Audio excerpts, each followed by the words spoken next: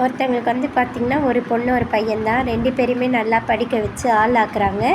பொண்ணையுமே சொந்த காலில் நிற்கிற அளவுக்கு நல்லா படிக்க வச்சுட்டாங்க, வேலைக்கு போகிற அளவுக்கு.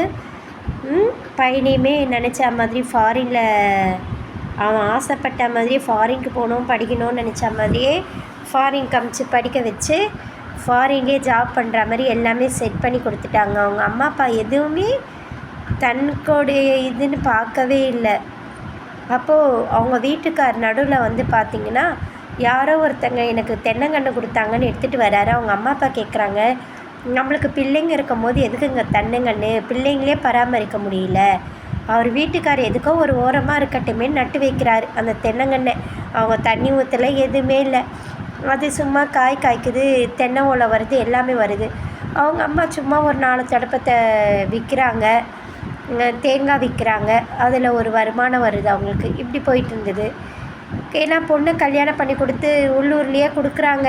நல்லதோ கெட்டதோ ஒரு பொண்ணு தானே, வந்து பாப்பா எல்லாம் பண்ணுவா, நம்ம பொண்ணு கஷ்டப்படுறாலும் நல்லா இருக்காலும் நம்ம கண் எதிரில் வச்சு சந்தோஷப்படலாமேன்னு அம்மா அப்பா அப்படி நினச்சி உள்ளூரில் கொடுக்குறாங்க. பையன் எங்கே போகிறான், நல்லா படித்து முடித்து நல்லா அங்கே சம்பாரித்து எல்லாம் பண்ணிவிட்டு இங்கே வந்து சொந்தமாக அவன் ஏதாவது ஆரம்பிப்பாங்களேன்னு அவங்களுக்கு ஒரு நினப்பு.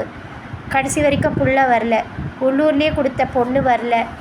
மாப்பிள்ளை மட்டும் பொண்ணுக்கிட்ட சொல்வார், உங்கள் அம்மா அப்பா அடிக்கடிக்கு கூப்பிட்டுருக்காங்க, இங்கே வந்து பார்க்குறாங்க, வயசான காலத்தில் இவ்வளவோ நடக்குது, நீ ஏன் போக மாட்டே, அவங்களுக்கு போய் உனக்கு கூடமாட செய்யலாலேன்னு. உங்களுக்கு ஒன்றுமே தெரியாது, சும்மா இருங்க, ஏற்கனவே நான் இங்கே 2 பசங்க உங்களுக்கு செய்கிறது பத்தலையா, அவங்களுக்கும் போய் செய்யணுமாங்க, நீங்கள் அமைதியாக இருங்கன்றா. அவளுக்கு ஏதாவது தேவைன்னா அங்கே கொண்டு போய் பிள்ளைங்களை விட்டு வருவா, அவ்வளோதான், அம்மா அப்பாவை இங்கே வர வைப்பா. இப்படியே தான் போய்கிட்டு இருந்தது. அவங்க அம்மா அப்பா ஒரு நாள் பிள்ளைய கூப்பிட்றாரு, பொண்ணு தான் இப்படி இருக்கா, பக்கத்துலேயே இருந்து வரமாட்டா, எங்களுக்கு ஒரு முடியலனாலும் எட்டி பார்க்க மாட்டா, நீயாச்சும் வாயப்பா இங்கன்னு. புள்ள சொல்கிறான், என்னால் வரவே முடியாதம்மா, ஏன்னா நான் இங்கே வந்து ஒரு பொண்ணை கல்யாணம் பண்ணி குழந்தை பெற்று எல்லாமே பண்ணிட்டேன், நான் எப்படி அம்மா விட்டு வர முடியும், எனக்கு நிறைய கமிட்மெண்ட்ஸ் எல்லாம் இருக்குது, அப்படி இப்படின்னு ஏதோ சொல்லிக்கிட்டு இருக்கான். அம்மா அப்பாவுக்கு ரொம்ப வருத்தமாயிடுது. சரிப்பா, எங்களுக்கு வருத்தம் இல்லை, நீ ஒரு பையன் ஒரு பொண்ணு தான் இருக்கீங்க, நீ அட்லீஸ்ட் மருமகளை குழந்தையாச்சும் எங்கள் கண்ணில் கொண்டு வந்து காமிச்சிரேன்றாங்க. கண்டிப்பாக வரோம்மா ஒரு நாள் அப்படின்றாங்க. இப்படியே நாள் போய்கிட்டே இருக்குது. பொண்ணை கூப்பிடுறது, பொண்ணு வராமல் இருக்கிறதுன்னு 2 பேருக்கும் புரிஞ்சு போயிடுச்சு. ஒரு கட்டத்தில் மனைவி ரொம்ப வருத்தப்படுறா, நம்ம ஏங்க இந்த பிள்ளைங்களை பெற்று வளர்த்து ஆளாக்கணும், ரொம்ப வருத்தமாக இருக்குது, இப்போ நம்மக்கிட்ட என்னங்க பெருசாக வருமானம் இருக்குது, அந்த தென்னந்தடப்பையில் வரதையும் தேங்காய் விற்கிறதுலேருந்து தாங்க இருக்குது அப்படின்ட்டு.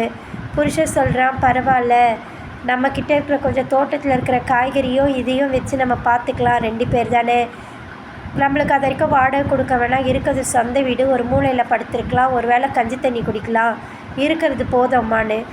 மனைவிக்கு தாங்கலை, பிள்ளைங்களுக்கெல்லாம் அவ்வளோ செஞ்சோம், கடைசி காலத்தை நம்மளுக்கு யாரும் செய்யலையேன்ற ஏக்கத்திலேயே அம்மா இறக்குறாங்க.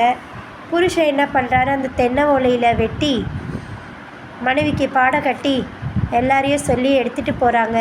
பொண்ணு இங்கே இல்லை, வெளியூர் போயிட்டேன்ட்டான், மாப்பிள்ளை அங்கேருந்து வாதான், மாப்பிள்ளை பொண்ணு இங்கே இல்லை, வெளியூருக்கு போயிட்டாங்க, அவங்க யாரும் இல்லை, அவங்க வந்து பார்த்திங்கன்னா இதுக்கு இந்த சுற்றி பார்ப்பாங்களே சுற்றுலா பொருள் காட்சின்னு, அந்த மாதிரி வெளியூருக்கு போயிட்டாங்க, ட்ரிப்பாக லீவுன்னு அம்மா அப்பா கிட்டே சொல்லிவிட்டு. அம்மா இறந்தும் போது யாரும் இல்லை, பிள்ளைக்கு புள்ள வரவே முடியாதுன்ட்டான், எடுத்து போட்டார் அவங்க அப்பா. பொண்டாட்டிக்கு எல்லா சடங்கையும் ஊரை கூப்பிட்டு அந்த தென்னை ஓலையை வச்சு அடக்கம் பண்ணி எல்லாமே பண்ணிட்டார். கொஞ்ச நாள் அவர் பொண்டாட்டி போன வருத்தத்துலேயோ பொண்டாட்டியை நினச்சி ரொம்ப வருத்தப்படுறார். கடைசி காலத்தில் அவன் நிம்மதி இல்லாமல் பிள்ளைங்க பார்க்கலன்னே அவள் இறந்துட்டாளேன்னு. ஒரு நாள் அவர் சிநேகிதன் வராரு, சிநேகிதன் கிட்ட ஒரே வார்த்தை தான் சொல்கிறாரு. அவர் சொல்கிறாரு, உனக்காச்சும் பரவாயில்ல, பிள்ளைங்கள்லாம் இருந்தோம் இல்லாத மாதிரி, எனக்கு யாருமே இல்லையேன்னு.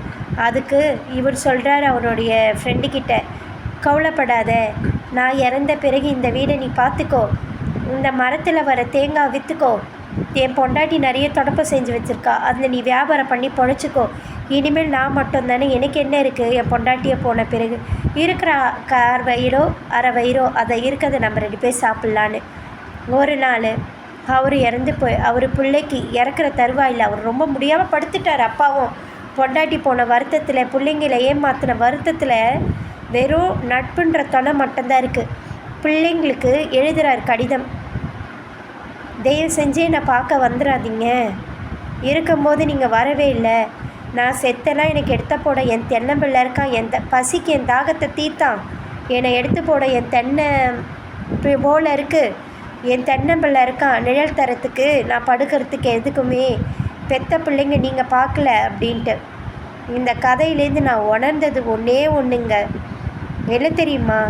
நம்ம யார் தேவையில்லாத உறவுன்னு நினச்சி தூக்கி போடுறோமோ கடைசி வரைக்கும் அவங்க தான் நம்ம கூட இருக்காங்க. யார் நம்ம கூட கடைசி வரைக்கும் வருவோன்னு நினச்சி நம்ம இருக்குமோ அவங்க தாங்க நம்மளை கைவிட்டுடுறாங்க. கிட்டத்தட்ட அந்த தென்னம்பிள்ளையை நான் அப்படி தாங்க பார்க்குறேன். நம்ம வேணான்னு தூக்கி போடுற உறவு, ஆனால் அதுதான் நம்ம கூட கடைசி வரைக்கும் வந்தது. அந்த தென்னம்பிள்ளையாட்டம் தான் நிறைய உறவு இருக்காங்க நமக்கு.